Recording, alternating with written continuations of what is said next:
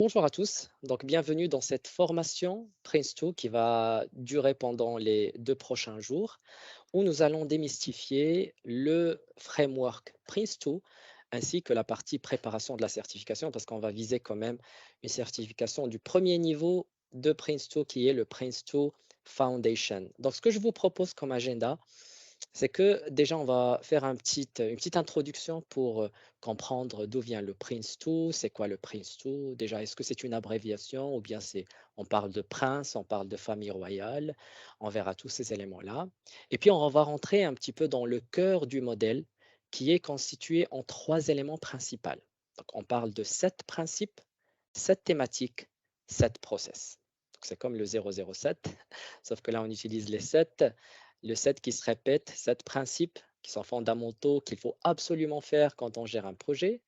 On a des thématiques et puisque tout à l'heure on a parlé un petit peu que vous avez tous vu c'est quoi le PMP, on va essayer de faire des rapprochements. Donc quand on parle de thématiques, on est plus domaine de connaissance. Donc on va voir cette thématique. En PMP, il y en a 10, mais là on a 7. Vous allez voir qu'il y a des thématiques qui regroupent un certain nombre d'autres thématiques envoyées sur PMP. Et puis on va zoomer sur les 7 process. Attention, en PMP, on a 49 process sur la version 6. Là, on en a 7. Mais les 7, ils ne correspondent pas vraiment au process qu'on a vu en PMP, mais ils correspondent plutôt au process group. Je ne sais pas si vous vous rappelez combien on avait de process group. Allez, petite question pour un champion. Il y avait 5, non? Voilà, il y avait 5. On parlait de l'initiation, planification, exécution, monitoring, clôture. Donc là, pareil, on en a 7, vous allez voir, qui se rapprochent plus du process group que du process. Et on va essayer de voir ce qui se cache derrière. Vous allez voir que Prince2, il est un petit peu léger par rapport à PMP qu'on tient d'habitude sur 5 jours.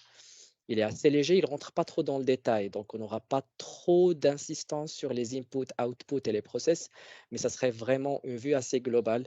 Vraiment, c'est pour les débutants qui n'ont jamais fait de la gestion de projet, ça leur donne une idée de comment gérer simplement un projet. Et puis, on va consacrer quand même une grosse partie, voilà, une petite partie, on verra dépendamment du temps qui nous reste. On va préparer la certification parce que dépendamment, comme je vous ai dit, du temps, on va soit préparer en séance, soit je vais vous activer des simulateurs et vous allez préparer à votre rythme. Et bien sûr, moi, je vous accompagne sur un groupe WhatsApp. L'objectif, c'est qu'à la fin, vous puissiez tous, alors pour tous ceux qui sont intéressés, de se certifier sur le niveau 1 qui est Prince2 Foundation. Je ne sais pas si cet agenda déjà vous convient. Est-ce que vous avez peut-être des attentes particulières que je pourrais prendre en considération? Yacine, j'ai une question. Bien sûr. Quand tu dis Prince2 Foundation, donc j'imagine qu'il y a d'autres niveaux aussi. Exactement. Alors, on va juste, après cette petite introduction, je vais vous parler directement de la partie certification, comme ça c'est clean. Et donc, il y a 2 niveaux, effectivement. Il y a le Practitioner et le Foundation. C'est comme sur Scrum, on a 3 niveaux. Il y a le PSM, par exemple, niveau 1, niveau 2, niveau 3. Donc, le Foundation va justifier que vous avez bien compris, assimilé la partie théorique.